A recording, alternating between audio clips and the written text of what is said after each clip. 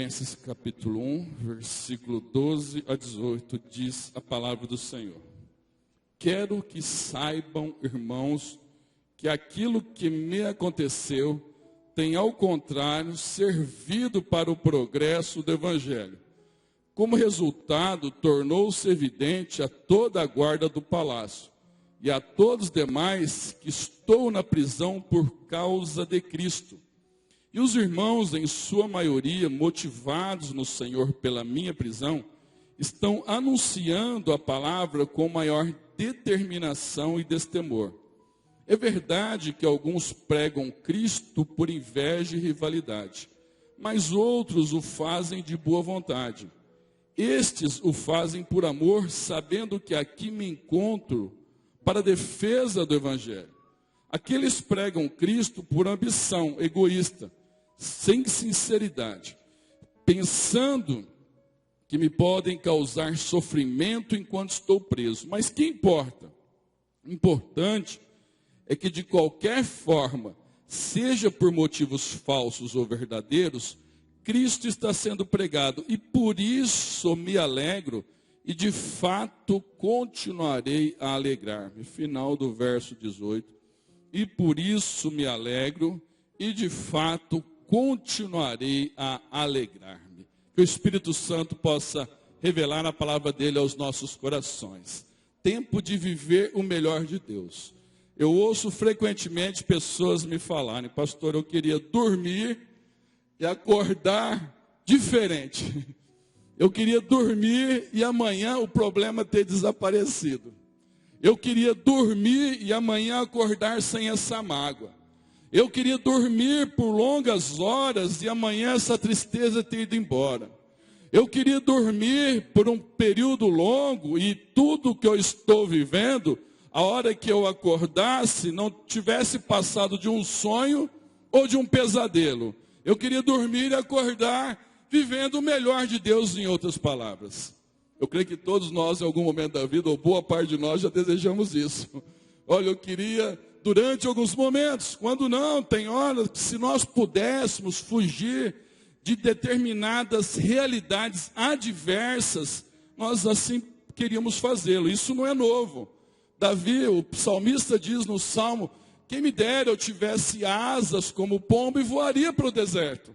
Eu queria ir para um outro lugar, queria começar tudo do zero, ver pessoas diferentes, reencontrar, reinventar a minha vida e sair sem ter que enfrentar determinadas realidades que às vezes entristecem, ou machucam, ou que são desafiadoras, que têm um conteúdo de roubar do meu coração o viver o melhor de Deus. Mas não é possível, porque viver o melhor de Deus, nós temos falado, não é resultado de uma epifania, que é uma revelação súbita da verdade. Não é resultado de uma osmose que você recebe sem ter uma consciência do que está acontecendo. Não é algo que acontece automaticamente ou mecanicamente. É algo que o Espírito Santo faz na minha, na sua vida, pela palavra de Deus, quando eu enxergo a vida pelo prisma de Deus.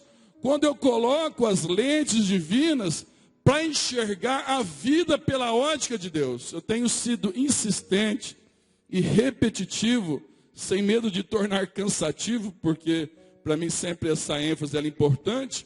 Entre a realidade e o ideal tem uma distância. Boa parte de nós, mas eu queria, poxa, minha vida podia estar diferente, meus relacionamentos poderiam ter dado certo. Eu tenho um ideal na minha vida, só que entre o ideal, o real e o ideal tem uma distância. E se eu não tomar cuidado, eu projeto tudo para o futuro e deixo de viver o momento da minha vida. Viver o melhor de Deus, ele envolve, entre outras composições, o enxergar a vida pela ótica de Deus. Você vai ver que pessoas veem uma mesma situação e codificam diferente, interpretam diferente. E sendo também enfático nessa expressão, quando você vê Jesus sendo crucificado e os dois ladrões, aquelas duas pessoas, interessantemente, eles vivem momentos extremamente semelhantes. Os dois estão à mesma distância de Jesus.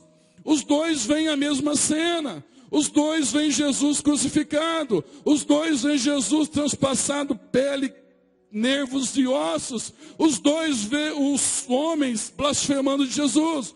Os dois estão debaixo da mesma sentença. Os dois estão subjugados no mesmo contexto. Os dois estão no mesmo contexto. Só que um endurece o coração, fica mais amargurado, fica cético. Ele chega para Jesus e fica falando: você não é o bom? Você não falou que era o cara? Você não propagou que era aquele que poderia realizar? Então desce daí, salva você e salva nós. E começou a endurecer o coração. O outro, na mesma situação, falou para o companheiro: você e eu estamos numa situação que merecemos, e nem assim você tem temor. E ele olha para Jesus e diz: lembra-te de mim quando entrares no teu reino. E a primeira expressão de salvação, quem entra primeiro ali no céu com uma promessa, é aquele que se arrependeu. Eu te digo que hoje mesmo estarás comigo no paraíso. É interessante que um olhou a cena, endureceu o coração, o outro quebrantou o coração. As pessoas interpretam diferente a vida, codificam a vida diferente, colocam lentes diferentes. Alguns na dificuldade endurecem mais o coração, fica mais amargurado, a cerviz fica mais dura, fica mais azedo, atira para todos os lados, culpa tudo e todos, se afasta de Deus, se afasta da palavra, se afasta de ministério, fecha o coração, transfere a responsabilidade para Deus, entra no sentimento de vítima, entra no sentimento de piedade. Quando não se transforma em cético, ou sarcástico, ou murmurador, ou incrédulo, um na dificuldade endurece o coração.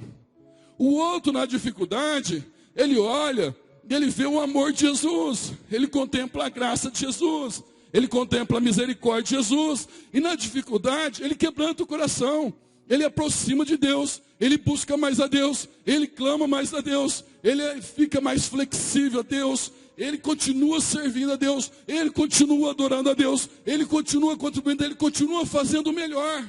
Então você vai ver que o que faz a diferença, Jesus é o mesmo, morreu e ressuscitou, por mim e por você, me ama e te ama, tem interesse na minha e na sua vida, não desiste de mim nem de você. Ele tem uma especialidade de fazer algo novo sempre. Agora, a forma como enxergo, a forma como interpreto, isso faz a diferença na minha vida. Nós falamos no domingo passado sobre essa experiência de Filipenses, que para mim é impressionantemente a carta de Filipenses é a carta que mais fala de alegria. 19 vezes aproximadamente fala: regozijai-vos, alegrai-vos. E a carta que tem uma essência de celebração da vida. E você lendo a carta dá a impressão que Paulo está numa colônia de férias. Você dá a impressão que Paulo está vivendo numa condição favorável, porque nós atribuímos o viver o melhor de Deus. Se os meus sentimentos estiverem bem, eu estou vivendo o melhor de Deus. Se as circunstâncias estiverem favoráveis, eu estou vivendo o melhor de Deus. Se as minhas condições financeiras estão incentivadoras ou animadoras, eu estou vivendo o melhor de Deus. Se o meu ministério está rompendo, eu estou vivendo o melhor de Deus. Se as coisas na minha casa estão em ordem, eu estou vivendo o melhor de Deus. E nós atribuímos o viver o melhor de Deus baseado em circunstâncias ou sentimentos que estão inerentes no nosso coração. E aí Paulo vai mostrar que o viver o melhor de Deus não está baseado em circunstâncias, nem evidências, nem intempéries, nem variáveis, mas sim no coração e a forma como enxerga Jesus na vida dele. Quando você vê Filipenses, dá a impressão que Paulo está na colônia de férias, sentado numa cadeira de praia, com água de coco do lado e vendo a onda indo e voltando. E ele escreveu: alegrai-vos no Senhor. Outra vez digo, alegrai-vos, gente. Mas a realidade é bem diferente.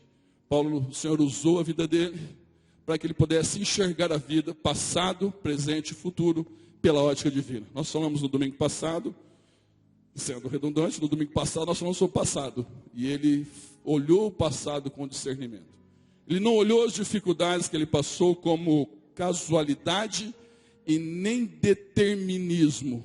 Ele olhou como a mão de Deus está extraindo da adversidade a possibilidade. Ele não se sentiu vítima, ele não ficou focado no passado. Para mim ele coloca bem em prática Isaías: esqueçam que se foi, não vivam no passado, eis que estou fazendo algo novo, até no deserto vai ter no manancial, até no ermo vai surgir um novo caminho. E ele olha o passado, por mais adversidades que ele passou, E o currículo dele, o portfólio de Paulo, afinal de contas, está cheio de adversidades. Mas ele não carregou sobre si uma sentença de fracasso, porque é comum às pessoas, quando ela olha o passado e houveram situações repetitivas, aquilo começar a ficar padronizado na mente, construir na mente dela fortalezas, e o inimigo vem bombardeando, forma rachaduras no coração e no vaso, que o inimigo ficou oprimindo, imputando, incutindo no coração daquela pessoa a mentalidade de fracasso. Uma pessoa que não deu certo várias vezes na área sentimental, ela começa a carregar uma marca dentro de si que ela é uma fracassada. Uma pessoa que não deu certo na área financeira, ela começa a se não tomar cuidado. O inimigo vem bombardeando com fortalezas.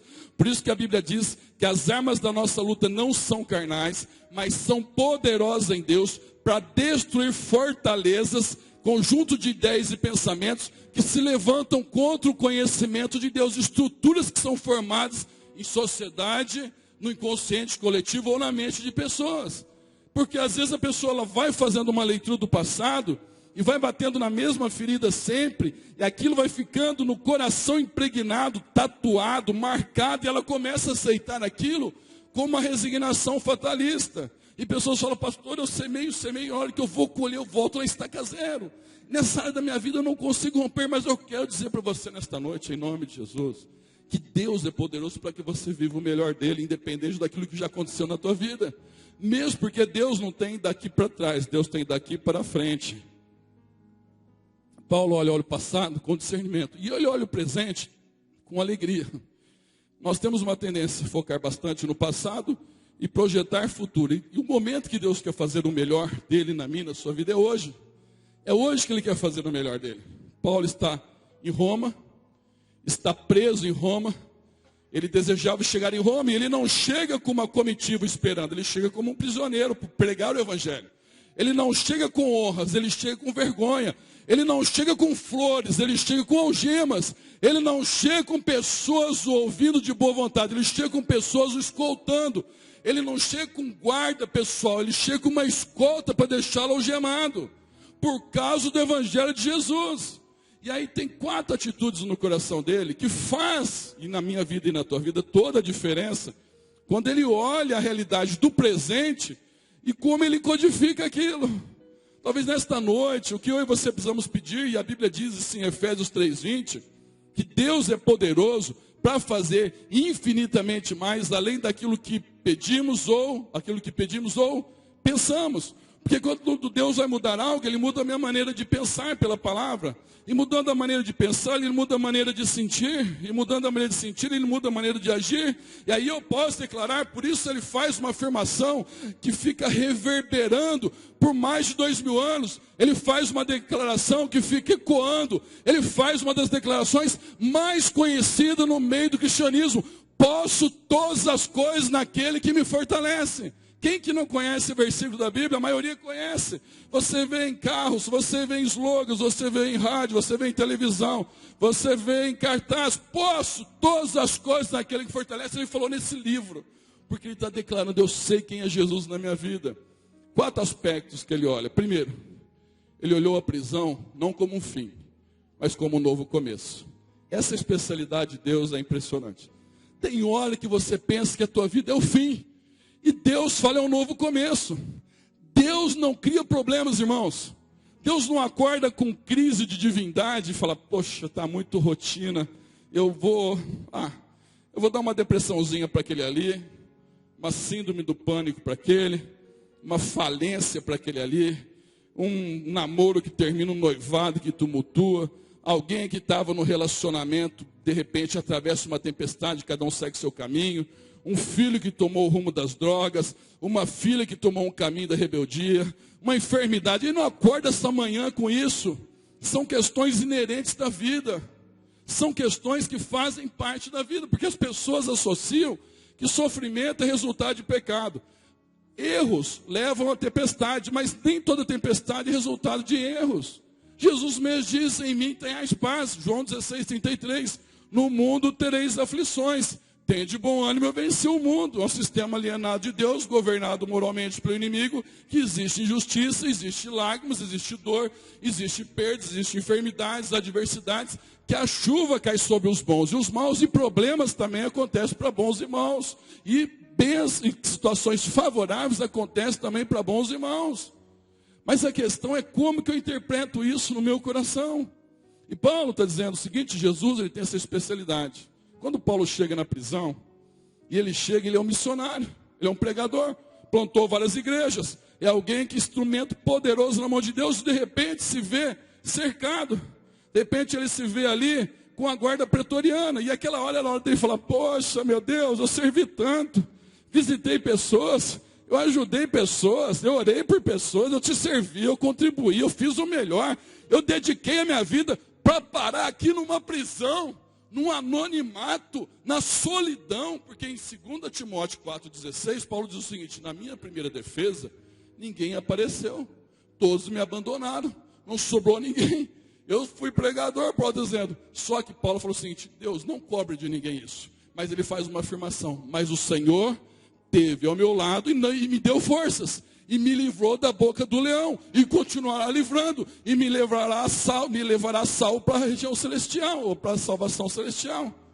Mas Paulo poderia falar: pelo amor, que batalha, ó céu, ó vida, esse negócio de servir a Deus, eu estou servindo a Jesus, e está acontecendo um problema, eu estou orando numa dificuldade, eu fui para a igreja uma luta, eu preguei, eu dediquei, eu me entreguei, eu colaborei, eu contribuí, eu me doei, para terminar numa prisão. Não, ele ergue os olhos e tem uma especialidade: Deus, o que o Senhor vai fazer de bom no meio disso tudo? Porque Deus, quando você pensa que é o fim, ele faz um novo começo. Tem pessoas falando: é o fim da minha vida. Deus fala: não, agora é um novo começo, é o finish, é o the end, é o último capítulo, não tem mais o que acontecer, terminou, desabou, desestruturou, meu mundo interior ruiu, eu não tenho onde me agarrar, onde me pegar, ainda que por exteriormente as pessoas me veem sorrindo, mas não é mais um sorriso de alegria, não é mais uma gargalhada, é um sorriso amarelo, é um sorriso social, é um sorriso de convivência, perdi a alegria no coração, e agora o que eu vou fazer? Paulo não olha dessa maneira, ele olha e fala: poxa Deus, o Senhor é maravilhoso, o Senhor é sensacional.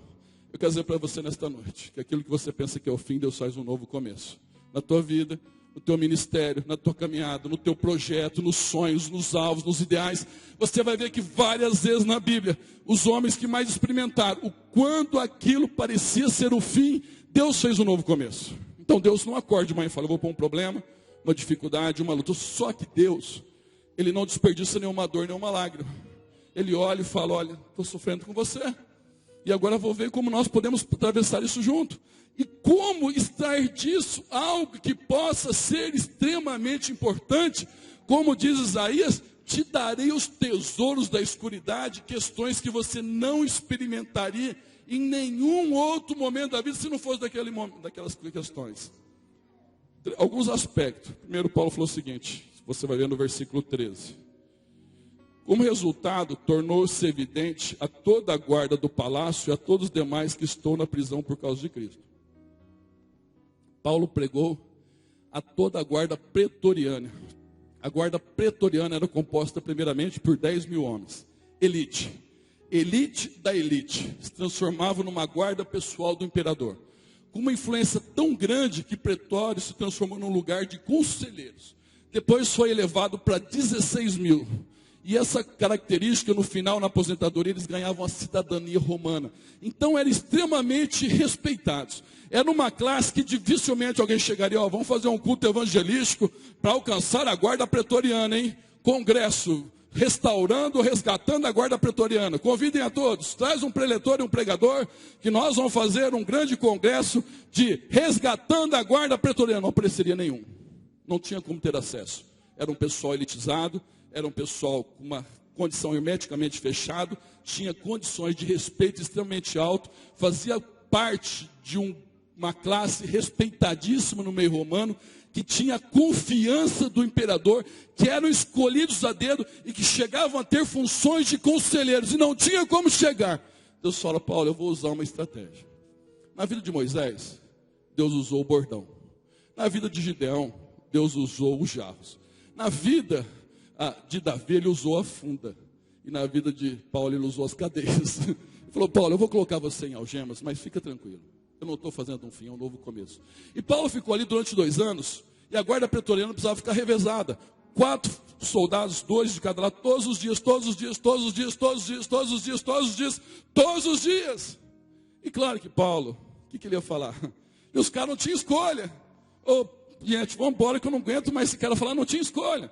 Então Paulo falava, ó, Coringão ganhou 3-0, começava por aí, para conseguir trazer para perto. Mas depois pregava o evangelho, e pregava o evangelho, e pregava o evangelho.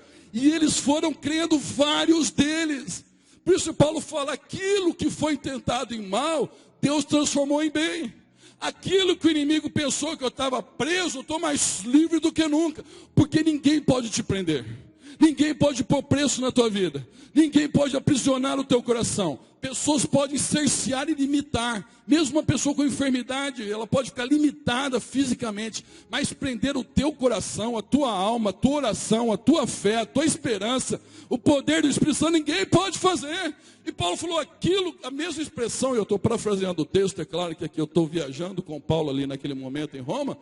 Quando José, no momento da adversidade, ele falou para os irmãos, aquilo que vocês intentarem mal, Deus transformou em bem. Deus tem uma especialidade, transformar a maldição em bênção, transformar o caos em algo novo, transformar o fim em um novo começo. Por isso ele traz tesouros da escuridade. E a guarda pretoriana começou a crer no evangelho, foi um impacto. E Paulo falou assim, olha, as minhas cadeias não me aprisionaram. Pelo contrário, estou mais livre do que nunca. E alcançou alguns que jamais poderia ter alcançado. Deus quer fazer algo que você pode nem estar imaginando, que numa metodologia normal e convencional talvez não aconteceria. Mas toda bênção maior, ela é precedida por aflição. E os maiores milagres são no deserto. Mas a questão, que Paulo poderia estar no meio das cadeias e falar, pelo amor de Deus, o Senhor me abandonou. O Senhor esqueceu de mim. O Senhor, eu quero sumir, desaparecer. Mas meu amado, problemas, só tem uma opção. Ou você enfrenta, ou você enfrenta. Se eu vou ter que viver ali mesmo, então eu vou viver o melhor de Deus. Se eu já estou aqui, a minha realidade, eu não vou acrescentar dor à tribulação, à tribulação. Eu vou colocar um peso maior do que eu estou vivendo, então eu vou aproveitar esse momento, daquilo que Deus está me dando como oportunidade. E pregou o evangelho à guarda pretoriana. E ele pregou o evangelho, a Bíblia diz no versículo ainda 13 mesmo, ele fala o seguinte, no versículo 13, e aos guardas do palácio e a todos os demais. E ele pregou o evangelho a várias pessoas do palácio, pessoas de influência. O evangelho chegou num lugar que não podia ter chegado, que não chegaria em outras condições. Quer dizer para você, aquilo que você pensa que é o fim, é um novo começo. Deus tem o melhor para você. Ele restitui, Ele reconstrói, Ele refaz, Ele reinventa as nossas vidas. A partir do momento que eu olho a vida pela ótica divina, Ele falou, olha, eu alcancei a guarda pretoriana, eu alcancei pessoas de influência no palácio, um terceiro aspecto. E pessoas, a partir do momento da minha prisão, começaram a pregar com mais ousadia o evangelho.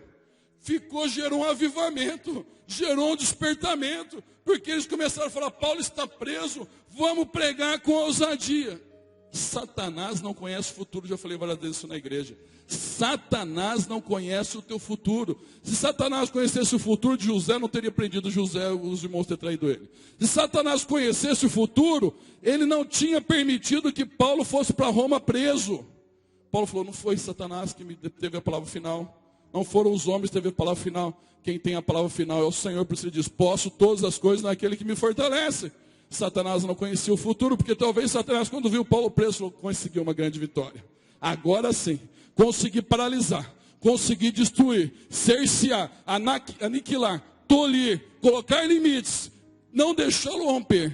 Deus olhou e falou, você está enganado, Satanás. É agora que vai começar a acontecer algo extraordinário. É agora que ele prega, é agora que ele proclama, é agora que ele anuncia, é agora que cria um avivamento. As pessoas falaram com ousadia. Deus é especialista em fazer da tua vida aquilo que Satanás nem imagina que ele pode fazer em nome de Jesus. Por isso ele restaura a minha vida e a sua vida. Ele dá novos começos e novas oportunidades. Um segundo aspecto na vida do apóstolo Paulo, que ele não azedou o coração. Porque você sabe que quando você está bem, não falta pessoas para bater nas costas e falar, ei, você é a cara, você é o cara. Não falta pessoas. Você está bem, meu amado. Por isso a mesma multidão que bendito que veio em nome do Senhor, e aplaudiu Jesus, é a mesma multidão que grita depois uma boa parte, crucifica, crucifica. Presta atenção, quando você está bem, aparecem muitas pessoas. Você sabia que você... Mas quando você está na beira do abismo, tem uma turma torcendo para você sair, tem alguns para dar o tiro e a pasada final, para acabar de enterrar. Sempre é assim, não se iluda com a vida. E não adianta ficar iludido. Paulo estava preso, uma galera começou a ter ousadia para pregar o evangelho. E uma galera, sabe, começou a pregar por inveja. Falei, Paulo, nós vamos pregar aqui só para te cutucar. Você não era o bom? Você não era o cara? Você está aí preso agora e nós estamos pregando o evangelho. Meu amado, não é fácil não azedar o coração. Porque quando as coisas estão bem na nossa vida, nós relevamos mais as coisas. Quando as coisas estão bem na nossa caminhada, nós administramos melhor. Quando as coisas estão dando certo, nós passamos por cima de algumas coisas sem ficar tão amargurado. Mas quando as coisas estão difíceis, e o inimigo usa, e tem pessoas que consciente, e tem pessoas que inconsciente, vão ser lixas na minha e na sua vida. Tem pessoas que vão estender a mão para puxar, e tem pessoas que vão empurrar um pouquinho mais. Tem pessoas que tiram de dentro da cova, tem pessoas que jogam um pouquinho mais de pá. Aqui teve uma galera que falou, Paulo, estamos juntos. E teve uma outra galera que falou, Paulo, agora você vai ver o que é bom. Agora você vai ver o que é bom. Nós vamos pregar aqui para poder, a Bíblia diz, por inveja, por porfia, por contenda, por dissimulação, começaram a pregar o evangelho. Nessa hora que o coração às vezes azeda. E quando o nosso coração azeda, nós perdemos a alegria da vida. Satanás é ladrão de alegria. Uma das especialidades dele, porque Satanás não tem alegria. Satanás não tem alegria. Satanás não tem alegria. Ele perdeu essa alegria ao cair do céu, com uma terça parte de anjos que se transformaram então em demônios. Satanás não tem alegria. Por isso o que mais incomoda ele é ver alguém com uma alegria verdadeira e genuína. Por isso ele é ladrão de alegria. Ele tenta roubar a alegria do teu coração. Ele usa pessoas para roubar a alegria do teu coração. Ele usa pessoas para pôr preço na tua vida.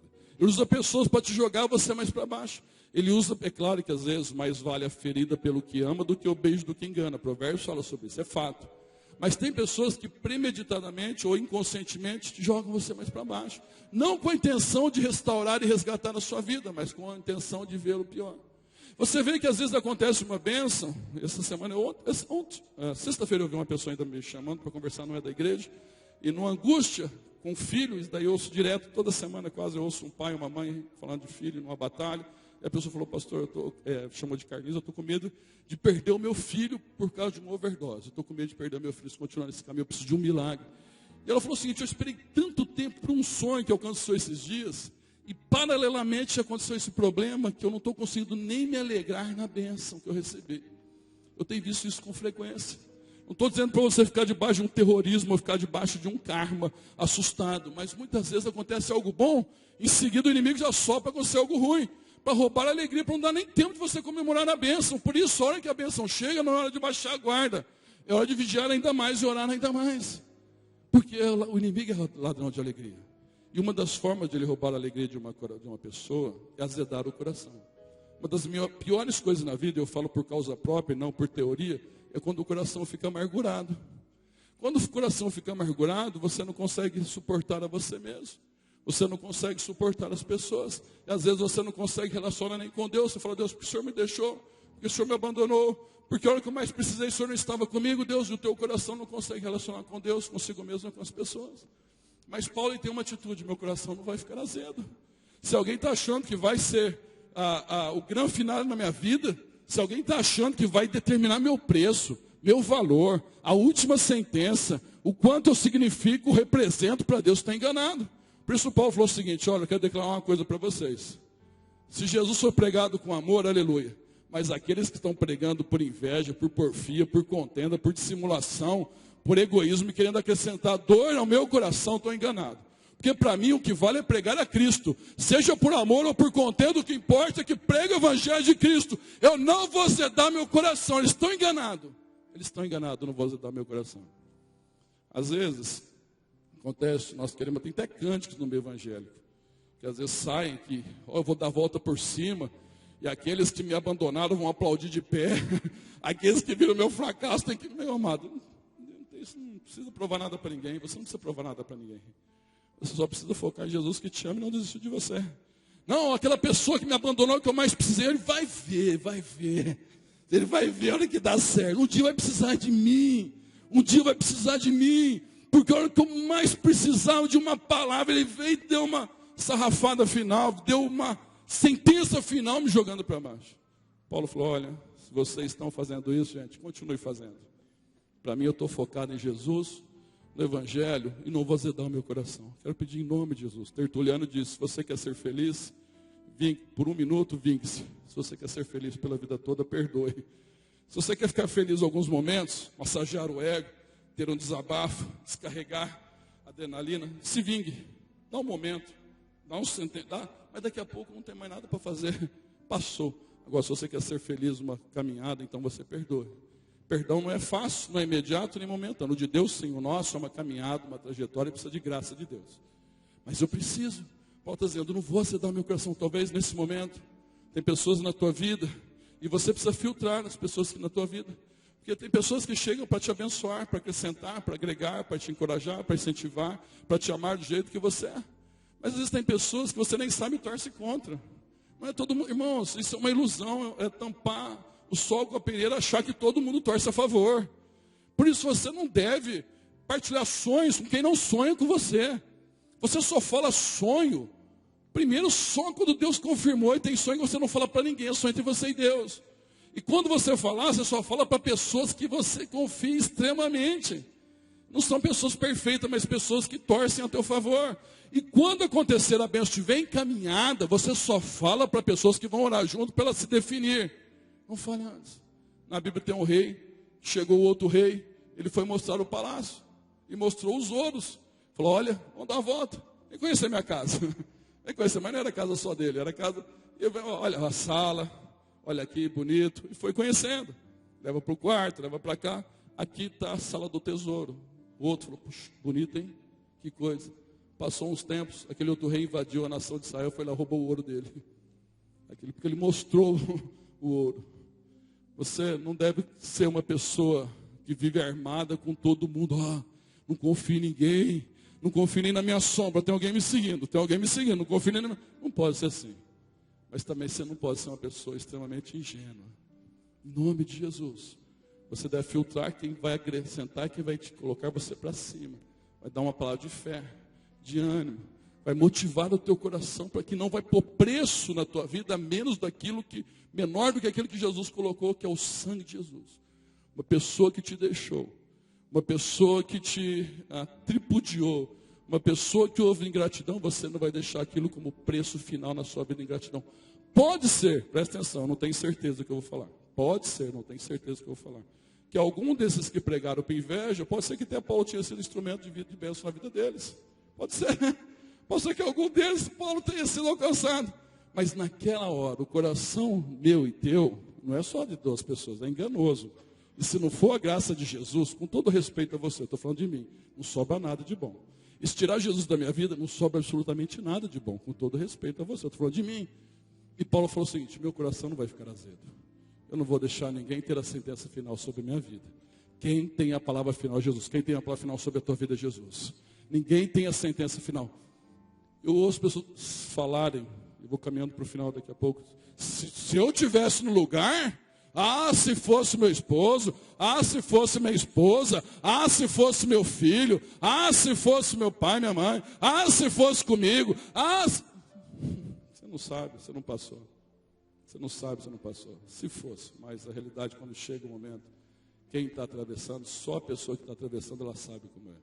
Quem está de fora é fácil falar e fazer uma análise e falar, deveria fazer assim. Mas só quem passou que sabe o que o Senhor dá graça para poder passar e atravessar. Por isso não deixe ninguém colocar sentença na tua vida. Paulo diz assim, e por isso eu me alegro. De fato, continuarei a alegrar-me e não vou azedar o meu coração. Versículo 15 e 18, ele fala, alguns pregam, mas o que importa? Importante que de qualquer forma, seja por motivos falsos ou verdadeiros, Cristo está sendo pregado. Os dois últimos pontos. Paulo, em vez de defender a si mesmo, entregou ao Senhor e defendeu, focou no Evangelho.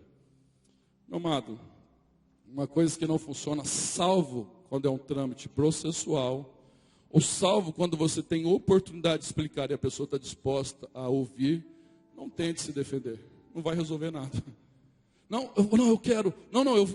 Eu tenho que sair tentando cercar o mundo para esclarecer que as coisas não são daquele jeito.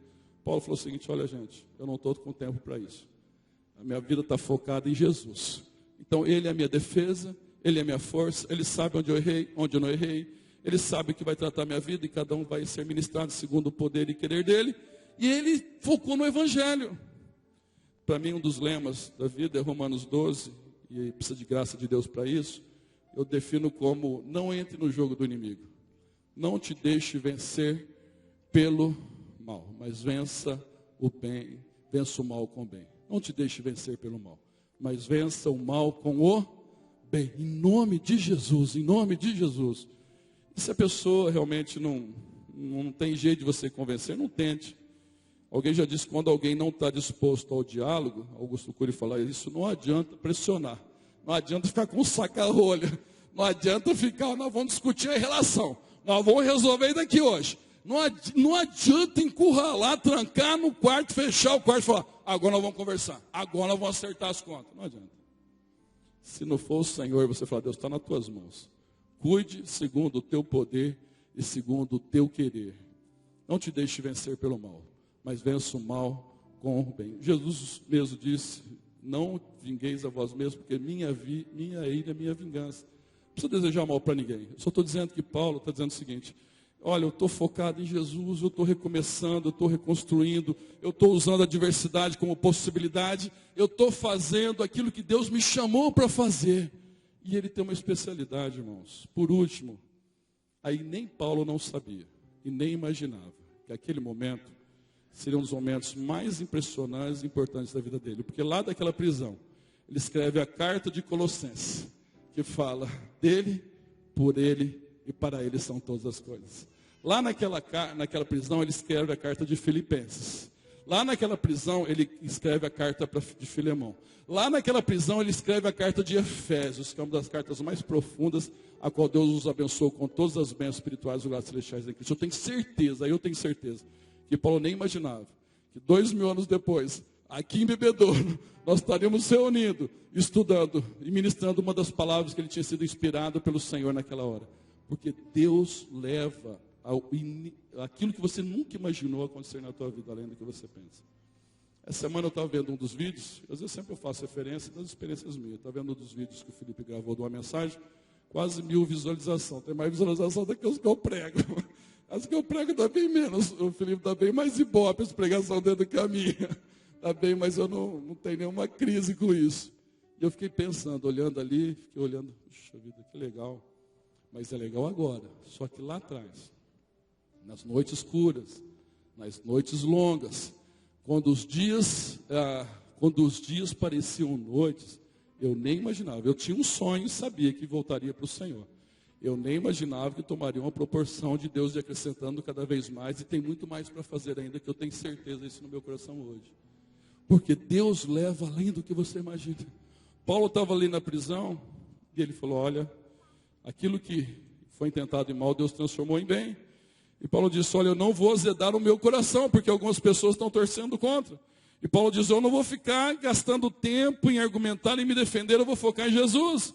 E aí Paulo nem imaginava, e agora nós, olhando a história para trás, podemos reforçar a nossa fé, que dali seriam um dos momentos mais preciosos, que escreveriam cartas que têm sido instrumento de milhões, e alcançar milhões, não é centenas.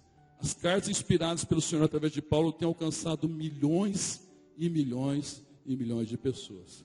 Quantas pessoas já não acordou pela manhã ou alguma manhã da vida e disse: posso todas as coisas daquele que me fortalece? Quantas pessoas não declarou isso? Meu Deus, segundo as suas riquezas, suprirá cada uma das nossas necessidades em glória em Cristo Jesus. Quantas pessoas já não olhou e falou: Deus nos abençoou com todas as bênçãos espirituais dos lugares celestiais em Cristo? Quantas pessoas? Milhões e milhões de pessoas que ele nem imaginava.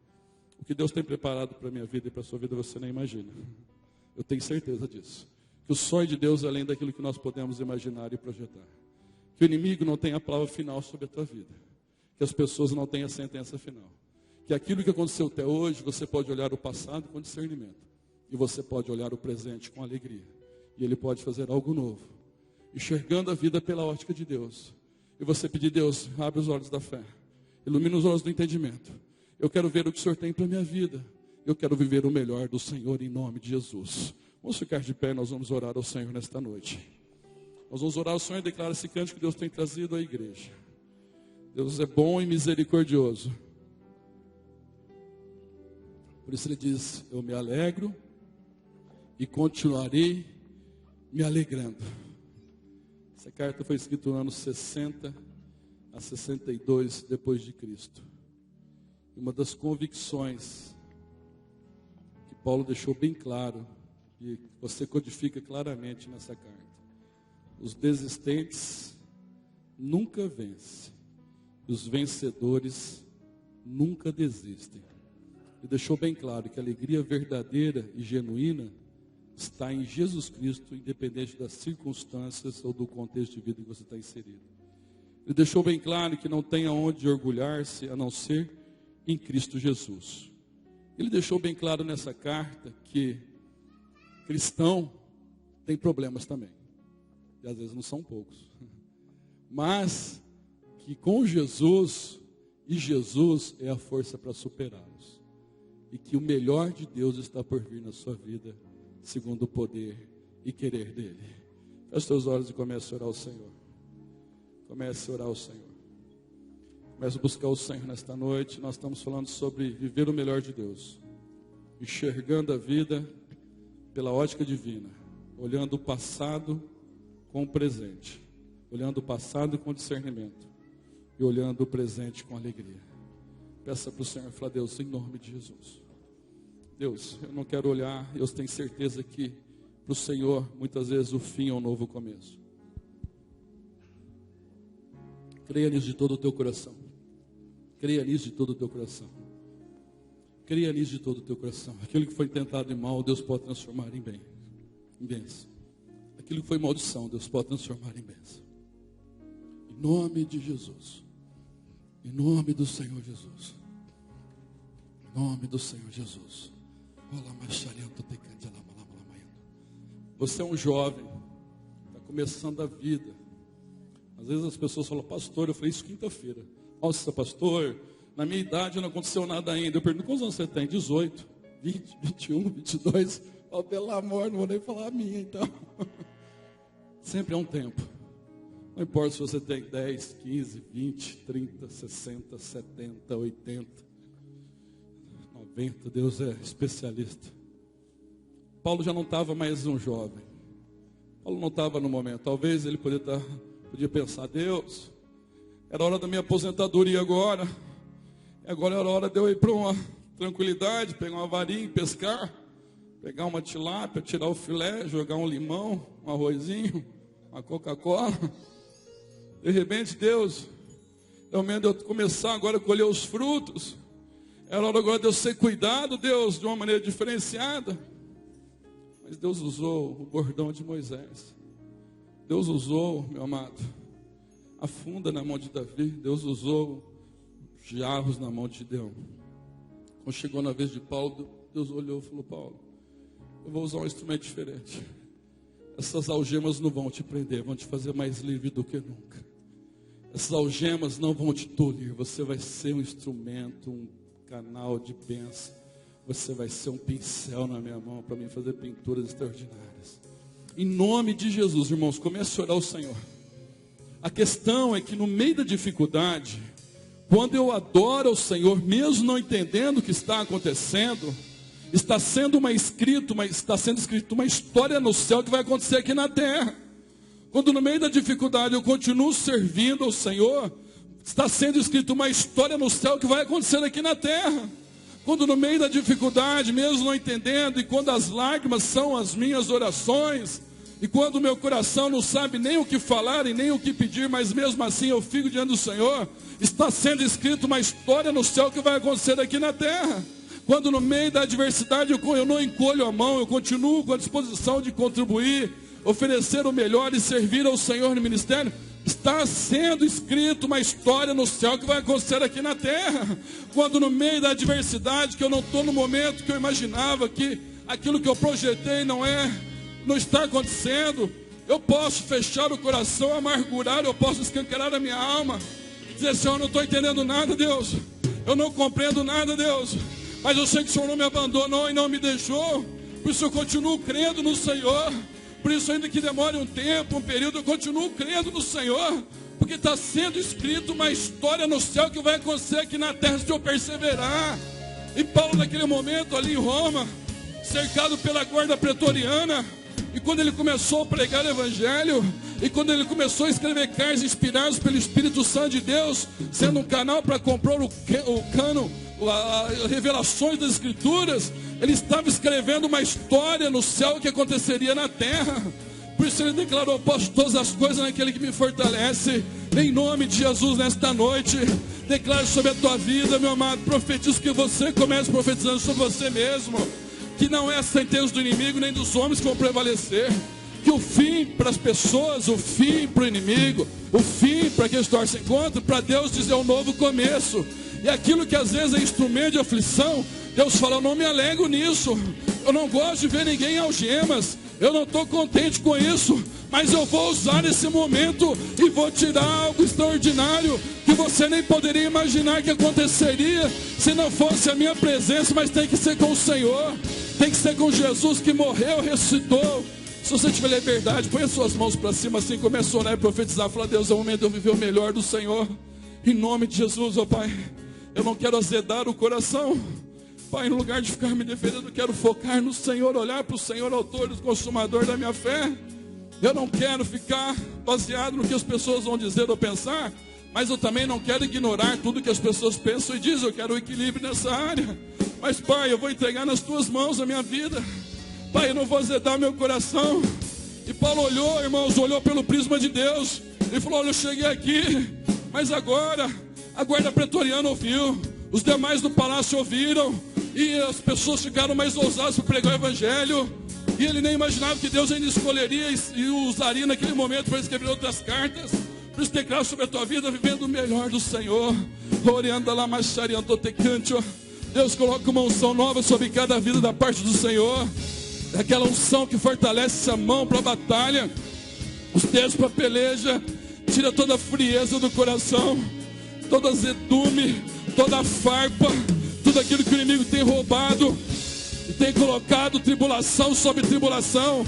Da graça para levantar os olhos e na tua bondade e misericórdia enxergar pela ótica do Senhor o passado com discernimento, o presente com alegria e o futuro com esperança, sabendo que aquilo que está no coração do Senhor vai prevalecer. Então somente me dá graça para perseverar. Vai ministrando em cada vida, Senhor. Vai ministrando nos filhos, nas filhas. Vai ministrando nos familiares. Vai ministrando nos que precisam de uma cura física, de uma unção nova, de um óleo fresco. E aí iluminando os olhos da fé, do entendimento. Derrama da unção do Senhor.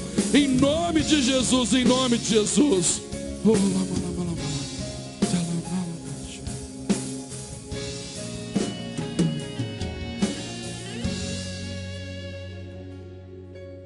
Deus é grande, mas pensa em mim. Acima de tudo está o Senhor, acima dos meus medos, acima das minhas aflições. Você crê nesta noite de todo o seu coração? Acima dos teus medos, acima das tuas aflições. Deus é grande, mas pensa em mim.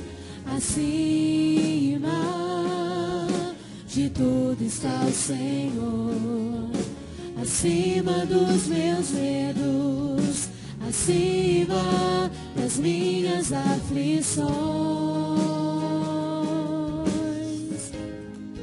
Ao meu lado sempre está, Senhor, sempre pronto a me ajudar.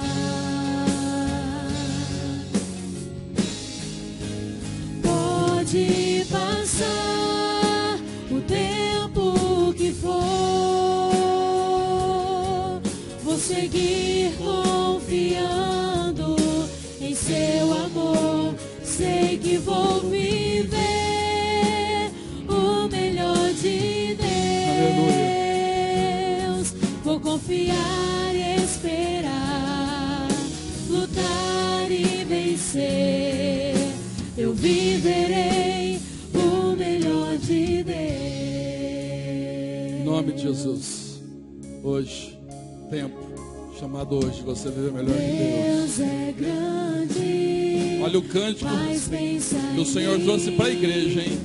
Acima de tudo está o Senhor, acima dos meus medos, acima das minhas aflições. Ao meu lado sempre está, sempre pronto a me ajudar.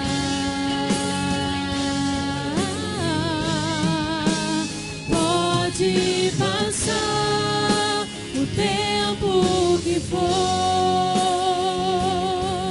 vou seguir confiando em seu amor. Sei que vou viver o melhor de Deus. Vou confiar e esperar, lutar e vencer. Eu viverei o melhor de Deus, mesmo que pareça impossível. Para Deus não tem impossível. Mesmo que não haja solução, eu confio em ti, eu espero em ti. Passar o tempo que for, eu vou seguir confiando em seu amor. Sei que vou viver o melhor de Deus. Vou confiar e esperar, lutar e vencer. Eu viverei o melhor de Deus. Eu viverei o melhor de Deus. Aleluia, pode aplaudir bem forte ao Senhor. Pode aplaudir bem forte a Jesus que morreu, ressuscitou, está vivo e reina para todos sempre. Aplauda bem forte a Jesus maravilhoso. Aleluia. Pai, em nome de Jesus, abençoa esse congresso que nós iniciamos amanhã. Que o Senhor possa mover, as coisas saírem conforme determinado pelo Senhor. Eu sei que ele já foi definido no céu para acontecer aqui na terra. Em nome de Jesus, sobre a vida de cada um, guarda nessa semana. Guarda no teu poder e no teu amor. Pela tua graça, tua palavra, a ação do Espírito Santo, muda a nossa maneira de pensar. E assim a nossa maneira de sentir, a maneira de agir. Que uma sentença de fracasso e derrota jamais prevaleça. Mas uma sentença de erguer os olhos, colocar as lentes da fé, enxergar o tempo de viver o melhor do Senhor. Enxergar a vida pela tua ótica. Fortalece as mãos, derrama unção no coração, um óleo fresco, Senhor Deus. Coloca o azeite que cura a ferida, Pai. Renova a fé e o ânimo. E que a graça vivificadora do Senhor Jesus, o amor de Deus Pai e a comunhão do Espírito Santo seja com todo o povo do Senhor, hoje e para sempre. Amém. Amém.